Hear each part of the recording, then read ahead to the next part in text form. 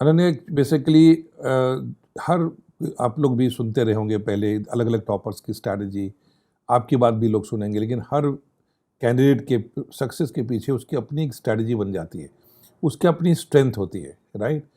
आपने इस प्रिपरेशन के दौरान भी अपनी स्ट्रेंथ पे फोकस किया होगा, जो आपका मोटिवेटिंग फोर्स भी बना होगा, या कहिए ड्राइविंग फोर्स। तो वो आपका वो स्ट्रेंथ क्या था, और उसके बेसिस पे आपने स्ट्रैटेजी क्या बनाई है आपने? सर, तो जब मैंने प्रिपरेशन स्टार्ट की तो मैंने बहुत लोगों के वीडियोस देखे थे, उनसे इंस्पिरेशन ली थी।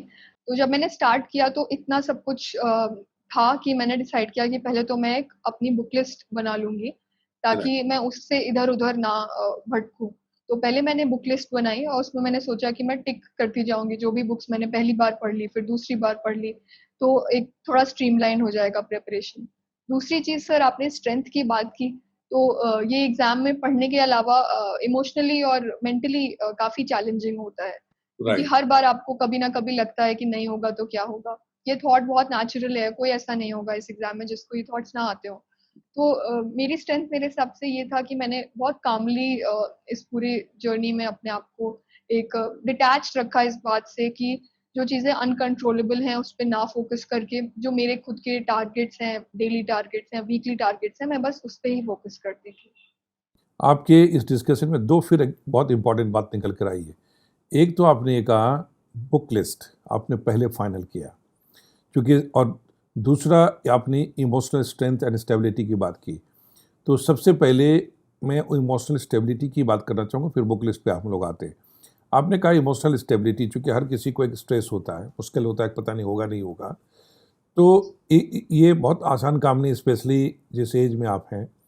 बहुत सारी सी डाउट्स क्रिएट होते हैं कि क्या होगा। बहुत सारे आपके फ्रेंड्स हैं जो आपके क्लासमेट्स रहे होंगे, किसी ने नौकरी पकड़ ली, कोई दूसरे कोर्सेज में चले गए, कोई एमबीए कर रहा हो, कोई विदेश चला गया, तो आपके बहुत सारे इस प्रकार के अट्रैक्शंस होंगे। और उस समय आप किताब लेके बैठी हुई कि चलो देखते हैं और मुझे ये करना है। तो इसमें जो अपने आप को इमोशनली स्ट्रांग रखने के जो बेसिक ड्राइविंग फोर्स था, वो क्या था आपका? सर, बिल्कुल सही कहा आपने, क्योंकि मुझे याद है जब मैंने तैयारी शुरू की थी तो उस टाइम पे ही मेरे बहुत सारे बैचमेट्स को बहुत अच्छे जॉब ऑफर्स मिले हुए थे। बहुत लोग फर्दर स्टडीज बहुत अच्छे कॉलेजेस से परस्यू कर रहे थे। तो सबसे पहली बात मैंने एक छोटी सी चीज की, जो थी कि मैंने सोशल मीडिया से अपने आप को अलग कर लिया, क्योंकि मुझे लगा कि जितना मैं इससे थोड़ा दूर रह के अपने अपने ऊपर फोकस करूंगी उतना अच्छा है। इनफैक्ट मैं जब अब वापस मैंने सोशल मीडिया ज्वाइन किया है तो बहुत लोग मुझसे पूछ रहे हैं कि आप 2 साल तो आप बिल्कुल गायब थे। तो वो एक चीज मैंने की।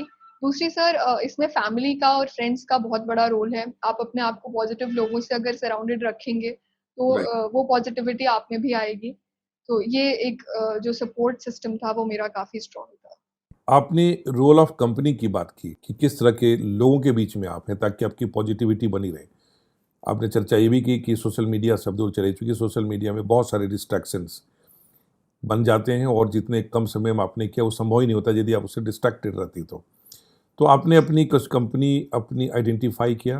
That is very very powerful decision कि किस लोगों के बीच में रहे ताकि नेगेटिविटी नहीं आए। क्या आपने कोई ग्रुप स्टडी भी की, या आप अपनी सोलो स्टडी पे चल रही थे? नहीं सर, मैंने स्टडी तो इंडिविजुअल ही की, क्योंकि आपकी अलग अलग स्ट्रेंथ्स होती हैं, अलग अलग वीकनेसेस होती हैं। तो मेरे हिसाब से मेरे लिए हमेशा इंडिविजुअल स्टडी ने काम किया है, तो मैंने स्टडी इंडिविजुअल की। पर उसके अलावा जो आपका ग्रुप है वो कभी फ्री टाइम में आप अगर किसी से बात कर रहे हो, या तो वो अगर आपको सपोर्ट करें, इनकरेज करें कि आपने अगर एफर्ट्स डाले हैं तो आपका होगा, या मतलब सब अच्छा होगा, इस तरह की जो चीजें होती हैं वो बहुत मैटर करती हैं उस टाइम पे। हाँ, सबसे बड़ी चीज़ है कि सेल्फ स्टडी का कोई सब्स्टिट्यूट नहीं है, और आपके पास समय कम होता है। यदि उसका यूटिलाइज़ करें तो एक सही गाइडेंस के अंदर आप चल रहे हैं और क्लैरिटी है, तो आप जितना समय अपने यूटिलाइज़ करेंगे वो आपके लिए बहुत ही महत्वपूर्ण होगा।